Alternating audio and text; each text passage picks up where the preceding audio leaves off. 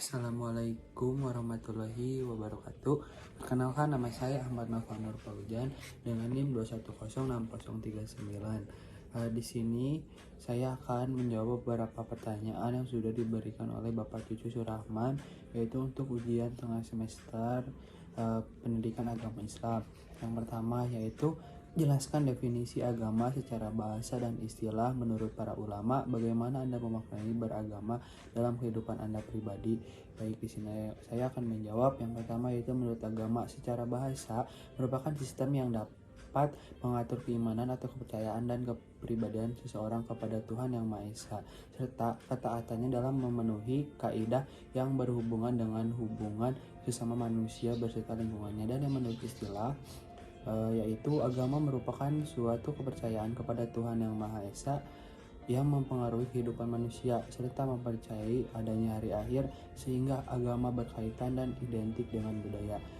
Dan menurut saya apa kaitannya dalam kehidupan anak pribadi ya, kita tuh harus bisa mempercayai bahwa hari akhir itu ada, dan itu hanya beragama itu hanya kepada Allah Subhanahu wa taala, yaitu agama Islam, yaitu Allah Yang Maha Esa.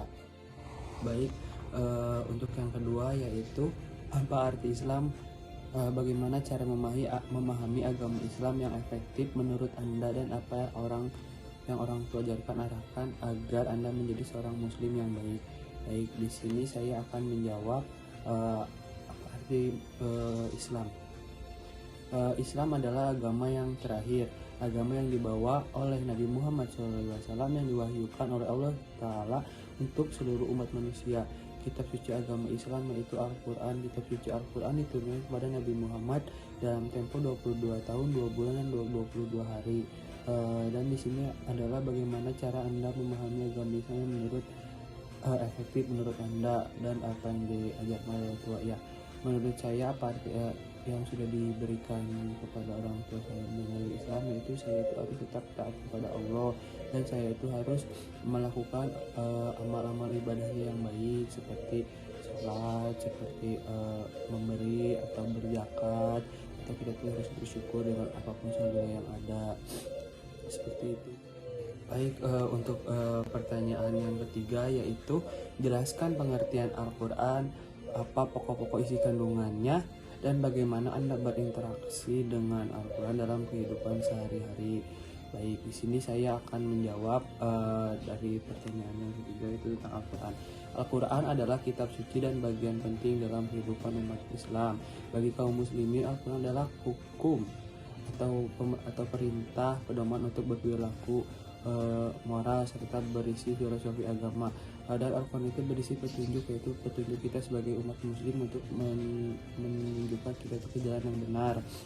Terus Al-Quran adalah sebagai penolong kita di akhir zaman nanti, menjadi ketika kita membaca Al-Quran, setiap hurufnya itu akan dimaknai pahala, seperti itu. Dan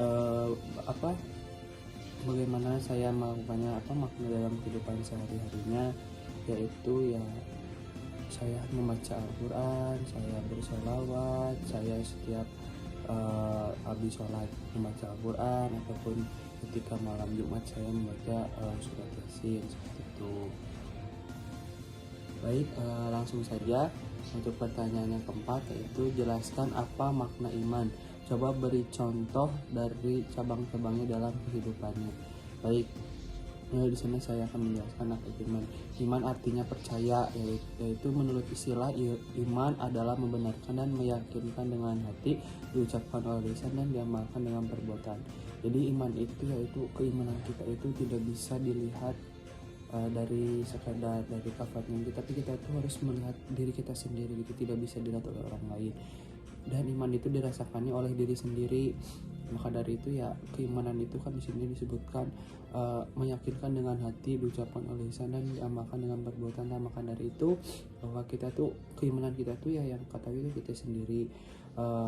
Dan bagaimanalah cara contoh kita iman kepada Allah Subhanahu wa taala. Yang pertama yaitu mendirikan sholat, memberi makan anak yatim, atau membayar zakat, atau berhenti melakukan maksiat, atau rajin beribadah, mampu menahan amarah, dan menunaikan segala perintah Allah.